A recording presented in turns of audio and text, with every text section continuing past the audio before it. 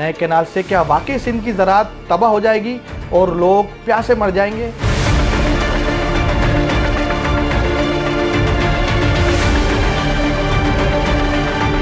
और ज़्यादा इस्तेमाल पानी का ज़राअत के लिए, वो भी सहरा में और चोलिस्तान कैनाल में, वो बात समझ में नहीं आती। इरसा के अंदर ये मेजॉरिटी की बुनियाद पर डिसीजन हो गया। बलूचिस्तान ने सिंध का साथ नहीं दिया, केपी ने सिंध का साथ नहीं दिया।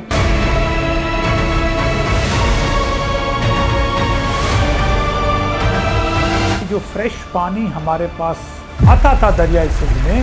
वो आहिस्ता आहिस्ता कम होता गया है। और आहिस्ता आहिस्ता कम होने की वजह यह है कि ज़राअत में उसका इनएफिशिएंट वाटर यूटिलाइजेशन वो बढ़ती गई है।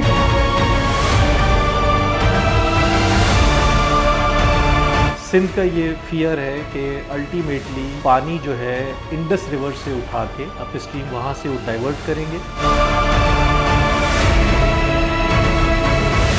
आप अपने मुल्क में खुद पैसे खर्च करके अपने पैरों पे खुद कुल्हाड़ी लगा रहे हैं।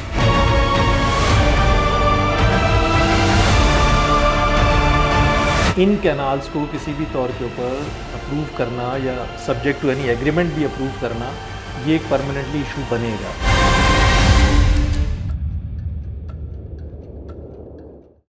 सिंध के पानी पर डाका नामंजूर। No more canals on Indus river. Sindh को बंजर और प्यासा होने से बचाया जाए, ये नारे आजकल सिंध के हर शहर, हर इलाके में सुनाई दिए जा रहे हैं। आखिर सिंध के लोगों में गमो गुस्सा क्यों बढ़ता जा रहा है? नए कैनाल से क्या वाकई सिंध की ज़राअत तबाह हो जाएगी और लोग प्यासे मर जाएंगे? अगर सिंध बंजर होगा तो कैनाल्स क्यों और किसकी ईमा पर बनाए जा रहे हैं, इस पर भी बात करते हैं। लेकिन पहले थोड़ा पसे मंजर समझ लेते हैं। वफाकी हुकूमत की जानिब से ग्रीन पाकिस्तान इनिशिएटिव के तहत दरियाए सिंध से 6 नई कैनाल्स निकालने का मंसूबा बनाया गया है, जिसमें ग्रेटर थल कैनाल, कच्ची कैनाल, रैनी कैनाल, थर कैनाल, चश्मा राइट कैनाल और चोलिस्तान कैनाल शामिल है। इस मंसूबे के तहत बंजर ज़मीनों को ज़रखेज़ करके गैर मुल्की सरमायाकारी लाने का दावा किया जा रहा है, जिसे कॉरपोरेट फार्मिंग का नाम दिया गया है। सिंध के लोगों को सबसे ज़्यादा एतराज़ चोलिस्तान कैनाल पर है और सिंध को शदीद खदशा है कि चोलिस्तान को आबाद करने के लिए सिंध के हिस्से का पानी इस्तेमाल किया जाएगा। कॉरपोरेट फार्मिंग जो हमारे मुल्क में जिस अंदाज से उसको देखा जा रहा है, वो ये अंदाज़ है कि कोई बहुत बड़ी कंपनियां दुनिया से आएंगी पाकिस्तान में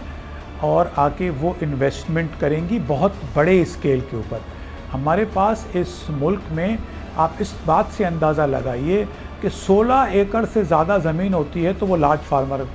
के उसमें आ जाती है स्केल में। अब इधर बातें हो रही हैं हज़ारों एकड़ ज़मीन पे कोई बाहर से इन्वेस्टमेंट आएगी जो कि आके एक बेहतर तौर तरीके से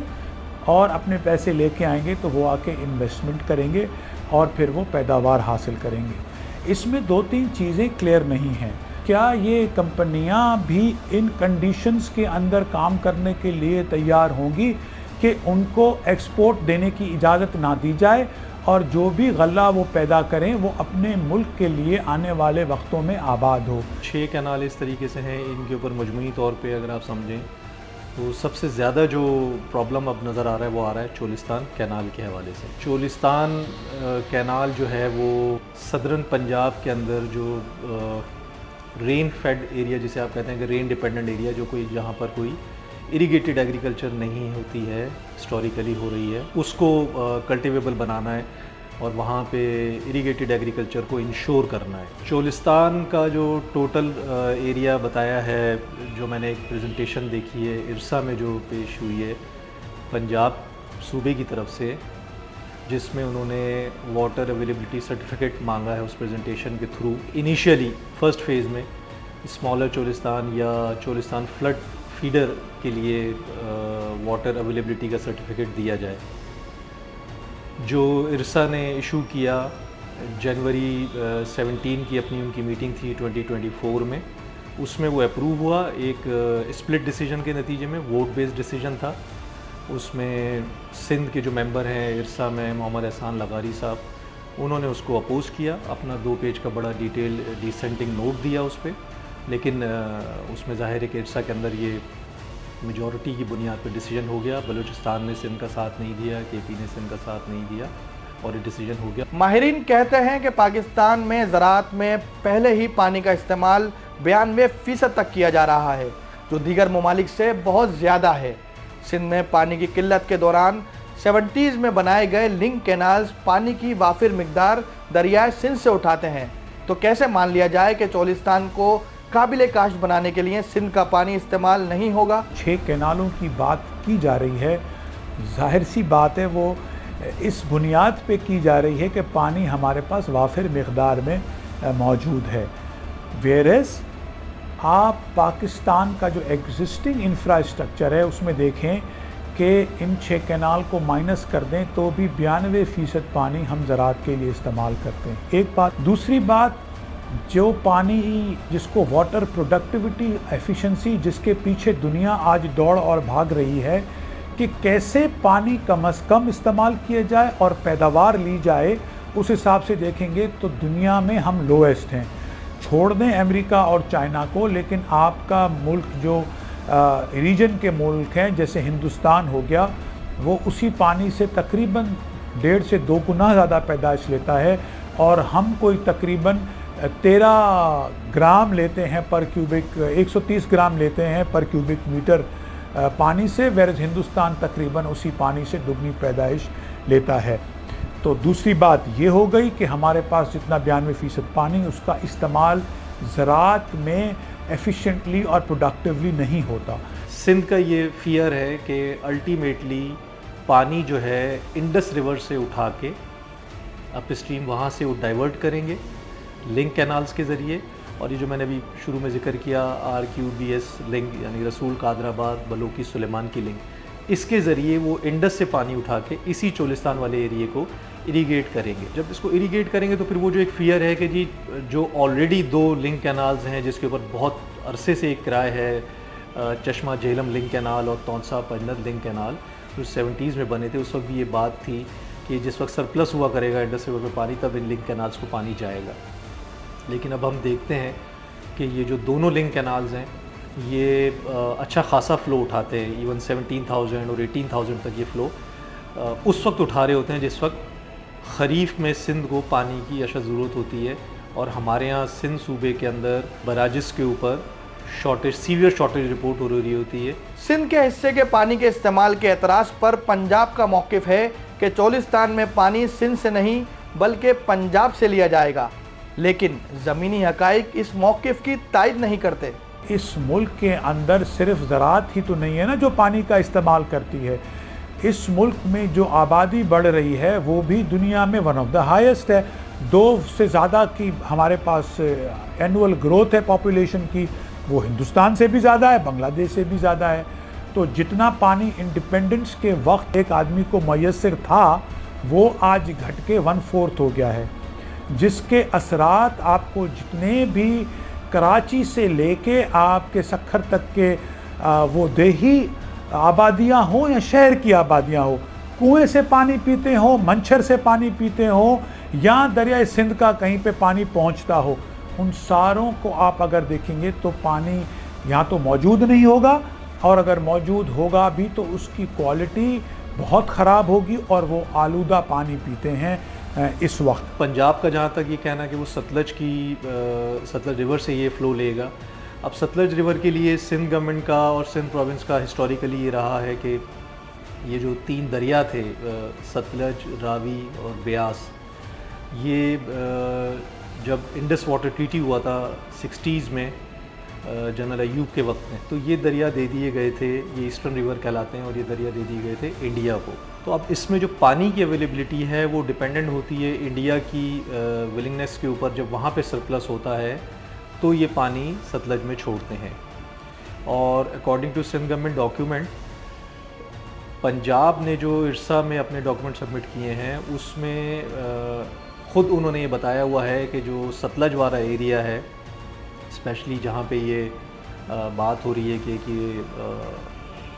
RQB लिंक एक बनाएंगे, रसूल कादराबाद बलोकी सुलेमान की लिंक,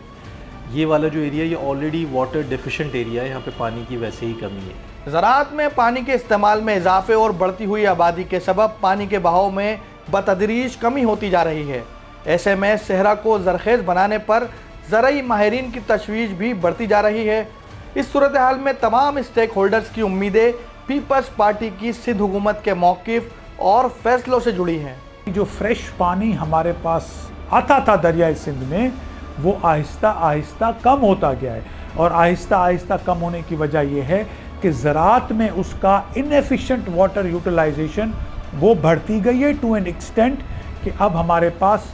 आप तो ज़राअत की बात कर रहे हैं, मैं तो कह रहा हूँ कि पानी पीने के भी हमारे पास पानी मौजूद इस वक्त नहीं है। चौथे नंबर की बात, इस वक्त पाकिस्तान और हमारे जो हमारे फ़ैसला करने वाले जो हजरात, जिसमें ऑनरेबल प्राइम मिनिस्टर हों, प्रेसिडेंट साहब हों, वो पूरी दुनिया में ये कह रहे हैं कि भाई इन्वायरमेंट की वजह से हमारे मुल्क को बड़ा नुकसान हुआ है, तो आप हमें पैसे दे दीजिए। लेकिन आप अपने मुल्क में ज़्यादा पानी ज़राअत में इस्तेमाल करके और कैनाल बना के, ब्रिक और मोटार की चीज़ें ला के 250 अरब रुपए एक कैनाल पे खर्च करके, हमारा सवाल ये कि ये इन्वायरमेंट को आप डिग्रेड कर रहे हैं या आप इन्वायरमेंट को प्रोटेक्ट कर रहे हैं। बेटर तो नहीं कर रहे हैं, या बेहतर कर रहे हैं, या प्रोटेक्ट कर रहे हैं। तो आप अपने मुल्क में खुद पैसे खर्च करके अपने पैरों पे खुद कुल्हाड़ी लगा रहे हैं। सिंध गवर्नमेंट ने इसको रिजेक्ट तो किया है कैनाल्स को, लेकिन उसमें अगर रेजोल्यूशन पढ़ें तो उसमें मुझे फील हुआ है, मुमकिन है मेरी अंडरस्टैंडिंग दुरुस्त ना हो, लेकिन उसमें कहीं ये लिखा है कि जी अगर ये स्टेक होल्डर से अगर बात कर लें फेडरल गवर्नमेंट और उनके कंसर्न दूर हों, कोई एग्रीमेंट उसमें बन जाए तो शायद उसमें ये गुंजाइश है कि बनाए जा सकते हैं। जबकि हिस्टोरिकली जो हम बात कर रहे हैं कि जी पानी का जो इशू है सिंध और पंजाब के दरमियान इंटर प्रोविंशियल डिस्ट्रीब्यूशन में, उसमें इन कैनाल्स को किसी भी तौर के ऊपर अप्रूव करना या सब्जेक्ट टू एनी एग्रीमेंट भी अप्रूव करना, ये एक परमानेंटली इशू बनेगा। अब इसमें पीपल्स पार्टी पे जो सबसे ज़्यादा क्राई शुरू हुआ लास्ट ईयर, जब एक ब्रीफिंग हुई प्रेसिडेंसी में 8 जुलाई 2024 को, जिसमें ग्रीन पाकिस्तान इनिशिएटिव के हवाले से एक पूरा डिटेल प्रेजेंटेशन दी गई प्रेसिडेंट आसिफ जरदारी साहब को। साथ ही साथ उसमें इंडस रिवर सिस्टम अथॉरिटी की रीवैम्पिंग की भी बात की गई कि जी इरसा की रीवैम्पिंग भी ज़रूरी है, और साथ ही ये जो पोटेंशियल एग्रीकल्चर एरियाज़ हैं जहाँ पे बढ़ाया जा सकता है एग्रीकल्चर को, जिसमें हमने ये बात की कि जो सदर्न पंजाब और कॉरपोरेट फार्मिंग की बात हुई है, इसके हवाले से वहाँ पे उनको तफसीली एक प्रेजेंटेशन दी गई। तो वो मीटिंग रिपोर्ट हुई है जो अखबार में छपी है, वो 9 जुलाई को छपी है, जिसमें प्रेसिडेंट ने अपनी एक नॉड उनको दी कि जी ये काम हो रहा है, ठीक है, इसको हो जाना चाहिए क्योंकि ये एग्रीकल्चर के लिए, ग्रीन पाकिस्तान के लिए बेहतर है। आदाद शुमार के मुताबिक सिंध का काबिल काश्त इलाका 1 करोड़ 30 लाख एकड़ है, जबकि चोलिस्तान का इलाका 66 लाख 50 हज़ार एकड़ है, जो सिंध के काबिल काश्त इलाके के आधे के बराबर है। लेकिन वाज़ेह रहे कि सहराई इलाका ज़रखेज़ होगा तो पानी का इस्तेमाल ज़रूरत से ज़्यादा होगा, और जब ये कमांड एरिया आबाद होगा तो मुस्तकिल बुनियादों पर पानी की ज़रूरत होगी, और ना चाहते हुए भी सिंध के हिस्से का पानी चोलिस्तान में इस्तेमाल होगा, जबकि सहरा ख़त्म होने से सहरा की कुदरती नेमतों से भी मुल्क महरूम होकर रह जाएगा। जो जड़ी बूटियाँ आपके सहरा में होती हैं वो दूसरी जगहों पे नहीं होती हैं, जो परिंदे सहरा में होते हैं वो कहीं और पे नहीं होते, और उन सारों का एक इन्वायरमेंटल बैलेंस एक कुदरत ने पैदा किया हुआ है, वो हमने पहले ही डिस्टर्ब किया हुआ है। जब हमने तरबेला डैम बनाया, एग्रीकल्चर किया, उसके निशानात हमें नज़र आ रहे हैं। तो इस वक्त जब हम पानी का वैसे ही ज़्यादा इस्तेमाल करके इन्वायरमेंट को डिग्रेड कर चुके, पानी पीने के ज़खायर को डिग्रेड और आलूदा कर चुके,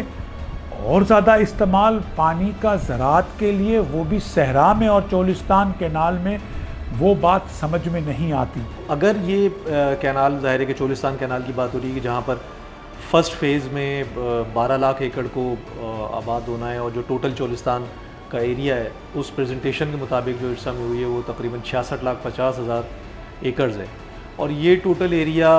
जो सिंध का एग्जिस्टिंग यानी कल्टिवेबल एरिया है 3 बैराजेस पे, वो है तकरीबन 1 करोड़ 30 लाख। अब आप इससे अंदाज़ा करें कि 1 करोड़ 30 लाख जो है वो सिंध, पूरे सिंध का एग्जिस्टिंग कमांड एरिया जो कि 3 बैराजेस से फीड होता है थ्रू 14 मेन कैनाल्स, और एक तरफ सिर्फ चोलिस्तान का 66,50,000। तो आप डिफरेंस समझ सकते हैं कि कितना है। यानी ये तो वो कमांड एरिया है जो कि एक न्यू कमांड एरिया के तौर पे क्रिएट होने जा रहा है, और अगर ये कमांड एरिया वहाँ पर डेवलप होता है तो यकीनन एक परमानेंट वाटर अवेलेबिलिटी की डिमांड वहाँ पर क्रिएट हो जाएगी। और जब परमानेंट वाटर अवेलेबिलिटी की एक डिमांड क्रिएट होती है तो आप समझ लें कि एक राइट भी परमानेंट क्रिएट हो जाता है। फिर ये पानी आपको देना पड़ेगा कि जी अब चूँकि वहाँ पर इतनी इन्वेस्टमेंट भी हो गई है, कैनाल भी बन गए, एग्रीकल्चर भी हो रही है और कॉर्पोरेट फार्मिंग की जो बात हो रही है, जब वहाँ पे ये डिमांड क्रिएट हो जाएगी तो पानी डेफिनेटली आपने देना है। नया कमांड एरिया बनता है और ये फ्लोज वहाँ डाइवर्ट होते हैं तो सिंध का पानी का जो एक वो जो किराया है तो मेरा ख्याल है वो तो बहुत ज़्यादा बढ़ जाएगा। और उसी किराए की वजह से ही ये सारी की सारी गुफ्तगू, एक पूरी डिबेट इतनी सीरियसली जनरेट हो गई है कि इसके ऊपर सीरियसली गौर किया जाए और ये कैनाल्स के प्रोजेक्ट को ड्रॉप किया जाए कि ये नया कमांड एरिया कम से कम ना बनाए। ज़राई माहिरीन कहते हैं कि सालों पहले अंग्रेज़ों के दौर में भी चोलिस्तान आबाद करना मुमकिन न था। चोलिस्तान में 8 माह वाफिर मिकदार में पानी देना किसी सूरत मुमकिन नहीं, और अगर पानी नहीं होगा तो कॉरपोरेट फार्मिंग भी मुमकिन ना होगी। कि इंडस वाटर ट्रीटी हुई, गलत हुई सही हुई उसके ऊपर बात हो सकती है, लेकिन जब वो 5 दरिया इस मुल्क से गुजरते थे, जिस वक्त पानी का इस्तेमाल कम था, जब हमारी आबादी कम थी इस खित्ते की, उस वक्त भी जब चोलिस्तान के करीब दरिया बह जाते थे तो चोलिस्तान में एक कैनाल भी नहीं जाता था। अंग्रेज़ ने जब आबादी की बातें शुरू की थी एग्रीकल्चर की, तो उस वक्त भी चोलिस्तान की आबादी के लिए कहा गया था कि भाई इधर आबादी नहीं हो सकती, कहीं और आप आबादी का सोचिए, जिसके लिए उन्होंने चोलिस्तान को एग्रीकल्चर को डेवलप ही नहीं किया। कोई भी कॉरपोरेट एग्रीकल्चर हो आके नहीं एग्रीकल्चर करेगा जब तक हुकूमत पाकिस्तान ये लिख के नहीं देती कि हम आपको पानी 8 महीने या 12 महीने वो अवेलेबल करके नहीं देंगे। और अगर इस तरह की बात अगर करेगी सरकार तो जाहिर सी बात है वो किसी और के हिस्से का पानी देने के अलावा और कोई पानी नहीं होगा। सिंध ने तो अपना किराए, उसके पास तो और कोई ऑप्शन नहीं रह जाता कि वो उसको प्रोटेस्ट करें, और इसी वजह से सिंध गवर्नमेंट ने इस सारी चीज़ को ध्यान में रखते हुए अपना जितना मजबूत केस हो सकता था वो बिल्ड करके काउंसिल ऑफ कॉमन इंटरेस्ट के अंदर सबमिट किया हुआ इन कैनाल्स के ऊपर और दीगर वाटर प्रोजेक्ट्स के ऊपर, लेकिन उसके ऊपर अब तक कोई डिसीजन नहीं हुआ है। गालिबन 1 साल से ज़ायद अरसा गुजर चुका है, लेकिन CCI की मीटिंग नहीं हो रही है, क्योंकि CCI वो फोरम है जहाँ पे इस चीज़ को, वाटर इशू को डिसाइड होना है। प्रेसिडेंट नासिर जरदारी ने जो मार्च 10 को जॉइंट सेशन ऑफ पार्लियामेंट को एड्रेस किया है, उसमें उन्होंने इसको डिस्कस किया है कैनाल के इशू को, और उस पर उन्होंने कहा है कि ये बड़ा सीरियस इशू है और फेडरल गवर्नमेंट को इसको रिव्यू करना चाहिए। और उसमें ऐसा महसूस हुआ है कि उन्होंने जो सपोर्ट उनकी नज़र आई थी इस प्रोजेक्ट के लिए इनिशियली लास्ट ईयर जुलाई में, वो उससे शायद बैकआउट हुए हैं, पीछे हटे हैं, तभी उन्होंने इसको टच किया है कि जी वो इस प्रोजेक्ट को सपोर्ट नहीं कर सकते एनी लॉन्गर। और इसके बाद ही आपने देखा कि सिंध असम्बली की जो रेजोल्यूशन है वो फौरी तौर पे चीफ मिनिस्टर ने वहाँ पे प्रेजेंट की और इसके ऊपर बात की, वहाँ पे स्पीचेस हुई हैं, और चीफ मिनिस्टर ने भी इसको उस रेजोल्यूशन के थ्रू जो कि यूनानिमस रेजोल्यूशन हुई है उसके तहत रिजेक्ट किया है। बज़ाहिर पाकिस्तान पीपल्स पार्टी के मौक़िफ़ में भी कैनाल्स के हवाले से वाज़ेह तब्दीली और मुखालफत दिखाई दे रही है। दूसरी जानिब CCI का इजलास जो कई माह से नहीं हुआ, इसमें भी कैनाल्स का मामला इल्तिवा का शिकार है। अब देखना यह है कि सिंध के लोगों का एहतजाज कैनाल्स पर भारी साबित होता है या फिर ग्रीन पाकिस्तान इनिशिएटिव के हवाले से वफाकी हुकूमत का फैसला।